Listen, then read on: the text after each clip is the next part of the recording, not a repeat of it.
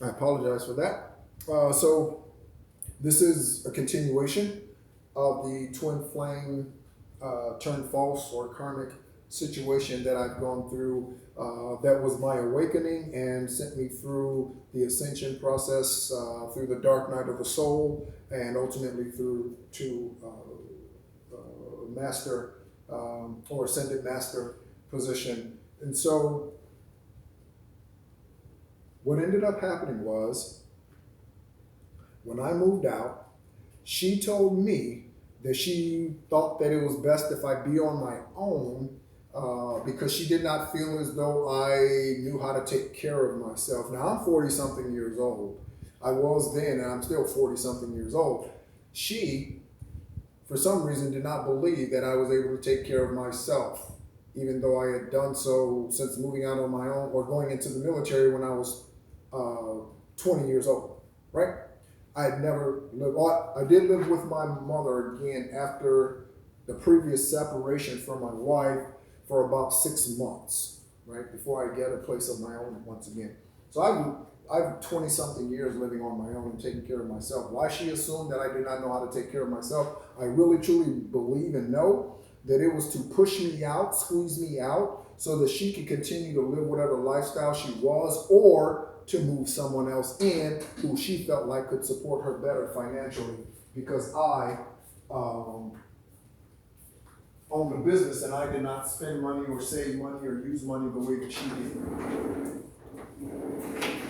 Because someone with a W-2 job, if they've never owned a business, there are things, expenses, expenditures associated with business operations that a W-2 individual has no inclination of, none whatsoever, right? So if you want to spend money on marketing and you tell them you need to spend $1,000 on marketing this month, they might look at you like you're crazy because they're a W-2 employee and they only handle, I don't know, HR generalist stuff. So they have no idea, right?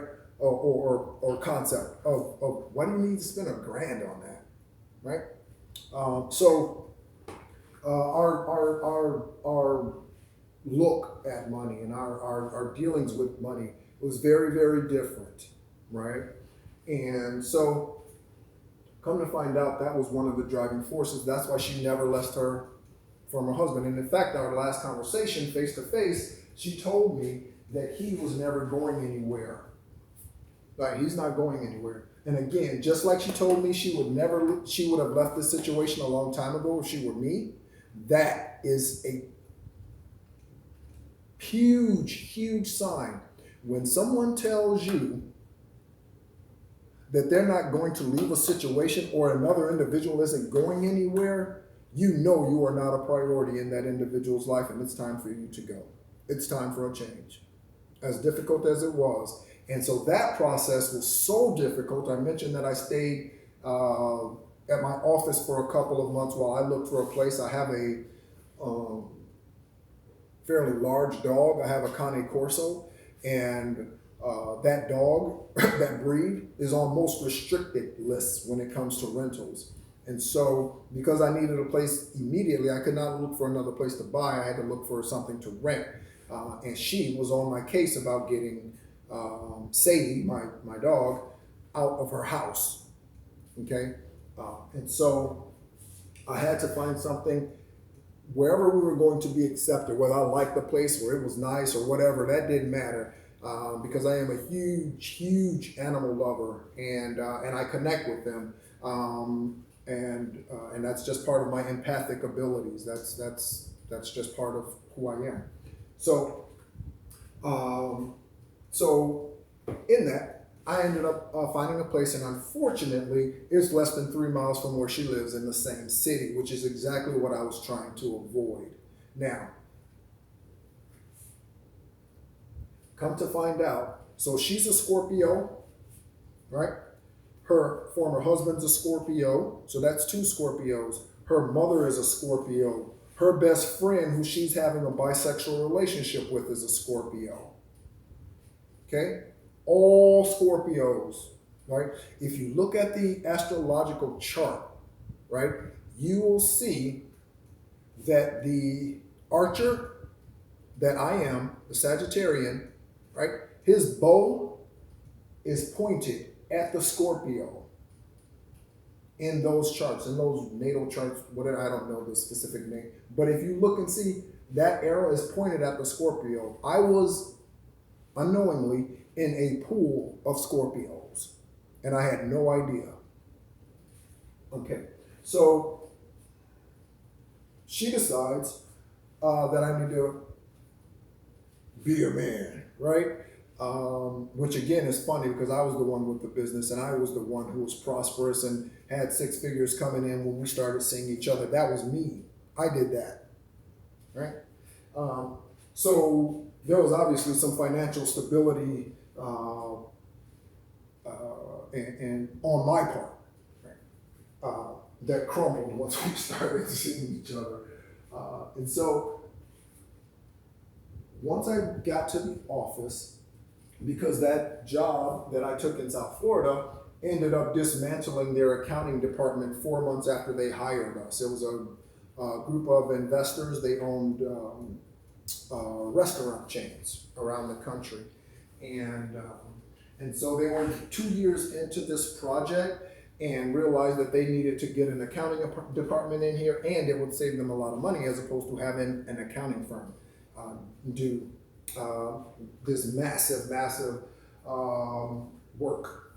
So, but 4 months later, they ended up letting 5 or 6 of us go from that accounting department after they had just built that department up over the last 4 or 5 months or so. So when they decided to do that, then I relocated back up here, and like I said, I had an office in Daytona, and I slept in that office for months before I found the place here, less than 3 miles from where she is.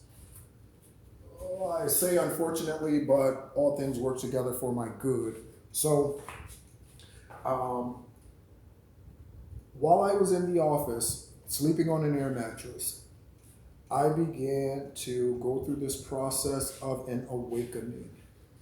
And my eyes, and when I say eyes, I mean my third eye, began to be opened, and I began to see things as they truly are and not as they are presented to me in the 3D. And so what ended up happening was I ended up going through this process that was extremely painful, first of all, and there were days that I was just sobbing because I couldn't understand why it wasn't working with all the synchronicities. I couldn't understand why it wasn't happening. I couldn't understand why she didn't love me. I couldn't understand why she cut me off. She wouldn't speak to me. She wouldn't respond to my text messages. She wouldn't respond to my emails. She wouldn't respond to my phone calls. She was mean, cruel. She said hateful things.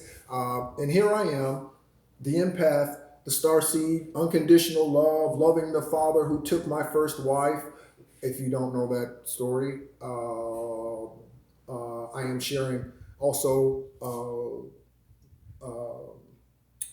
My Father, Your King, and the lifestyle that the guy I knew as my dad led, which was a polygamous lifestyle for some 35 years or something before he was arrested, and he's now serving 44 to 66 years. If you want more of that story, there are a couple of videos posted. And I've just begun sharing, so I will be sharing more about that. So anyway, back to the twin flame situation.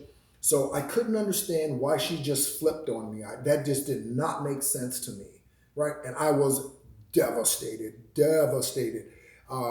At the lowest, I spent 3 days straight under the covers, no eating. I had to drink water for the sake of my kidney. I'm a kidney transplant recipient. Again, that transplant on 7/7 of 17.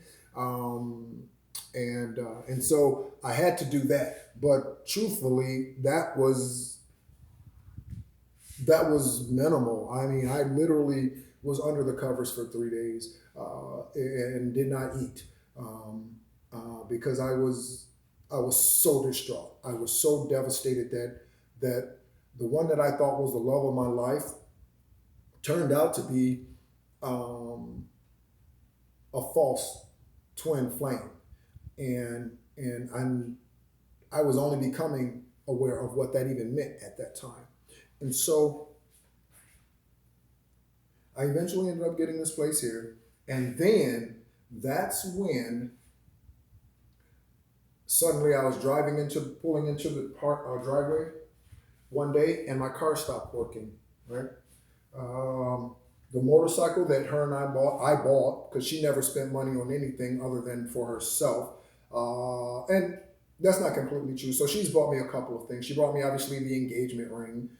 She bought me a robe, a house robe. She's bought me some earbuds. Yeah, and I think that's it.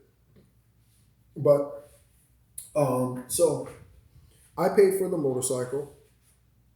I paid for a dog, for Sadie, right? A Cane Corso.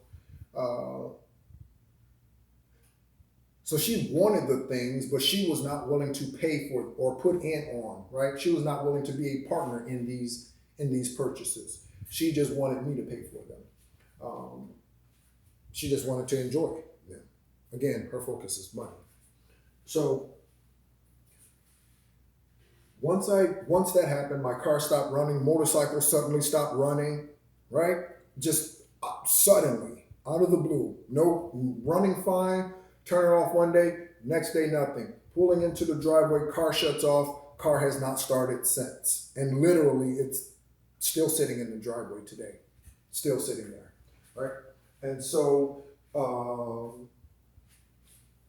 what I began to realize, or what became clear to me, was that I was fighting against something that was not a physical thing, right? So there was no need to get mad at the mechanic who couldn't fix my vehicle. There was no need to get mad at anything, or anyone, I should say, because the things that were happening to me, we wrestle not against flesh and blood, but against spiritual powers, the wickedness in the high places, and the 5D. These are 4D. These are the demonic spirits that we deal with. And although they're low vibration, they are spiritual wickedness in high places, even though they're low vibration. So I began this time of solitude, which was really the foundation for my awakening. So I decided that I was going to step up, and it wasn't even a decision, it's just who I am, and be the soldier warrior that I was going to be. Because whatever was going on was definitely not something that was a physical 3D thing. Okay? And I knew immediately, as soon as the car shut off abruptly, I knew immediately that car was not going to run maybe ever, or it was going to be a very long time before it did. Right? And one day, I told her this. I said, one day, I'll probably go out there and the car will probably start all by itself and it like nothing ever happened. And she had nothing to say about that. It was silent on the phone when I said that. Right?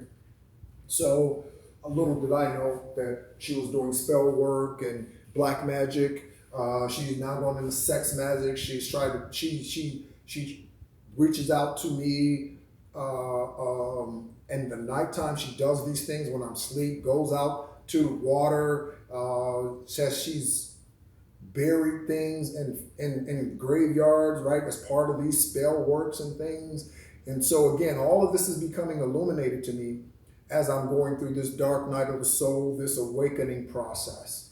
And so what I came to realize are the things that I mentioned to you. She's in multiple relationships. She's committed to one relationship that turned around on her and became karmic to her. So whoever this individual was, not her former husband and not the bisexual mutual friend, right, but someone else. Not the transvestite in North Carolina, but someone else here.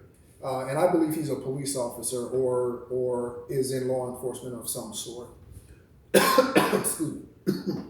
See, she did not see that. See the throat chakra? You see that? You see that? All right? So again, men, women, pay attention to these things. Pay attention to these things. If this story sounds bizarre to you or sounds unusual, I encourage you to align your chakras, awaken your spiritual beings, your consciousness, so that you can walk in the consciousness that the Father wants us to walk in, and not the blind deceit manipulating third party, or not third party, low vibrational 3D energy that most walk around in today.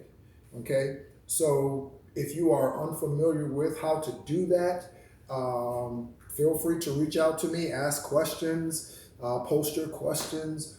And so as I began to go through this process, things began to be illuminated to me. I remember one particular day I was meditating, and I heard Holy Spirit say, you need to put some rice on the floor. Put some rice down. Spread some rice around in my bedroom. I had never even heard of that. Ever, never. That was completely... Now, I had started doing egg cleanses, but that was completely foreign to me. I didn't know what an egg cleanse was. I had to, again, by illumination, did I find out what an egg cleanse was, right? And I've done several of those, many of those since then, right?